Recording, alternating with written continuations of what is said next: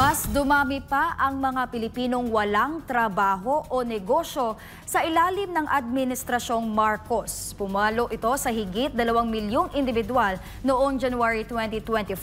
Mas mataas kumpara sa nakaraang buwan ayon sa Philippine Statistics Authority o PSA. Si Jason Rubrico magbabalita. Pumalo sa 4.3% ang unemployment rate noong Enero 2025 ayon sa Philippine Statistics Authority. Katumbas ito ng higit 2.16 na milyong Pilipino na walang trabaho o negosyo na mas mataas kumpara sa 1.63 milyong individual noong Desyembre ng 2024. Mula naman sa 50.19 na milyong Pilipino na may trabaho noong Kapaskuhan, bumaba ito ng halos 2 milyon pagsapit ng unang buwan ng 2025.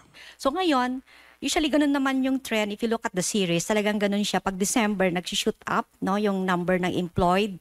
And then suddenly sa January, bumababa na kasi wala nang demand. Kundi na-lessen na yung demand for workers.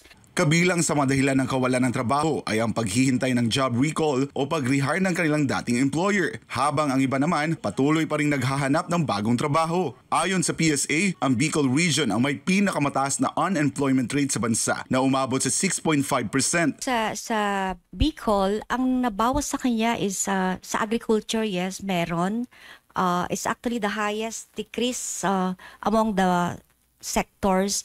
So merong bawas na 35,000 sa agri ng Bicol. Bukod sa agrikultura, marami rin ang nawalan ng trabaho sa sektor ng konstruksyon sa rehiyon. Sa pabago-bagong takbo ng job market, milyong-milyong Pilipino ang patuloy na nangangarap ng disenteng trabaho para maitaguyod ang kanilang pamilya. Ngunit sa pagsisimula ng taon, mas dumami ang nawalan ng hanap buhay. Isang hamon na bumabagsak sa balikat ng bawat pamilyang umaasa sa pang-araw-araw na kita. Habang binabantayan ng mga eksperto ang employment trends, marami ang umaasang may konkretong aksyon mula sa gobyerno at pribadong sektor para maibalik ang sigla ng kabuhayan higit ng maordinaryong Pilipino. Para sa Diyos at sa Pilipinas kumahal, ako si Jason Rubrico, SM9 News.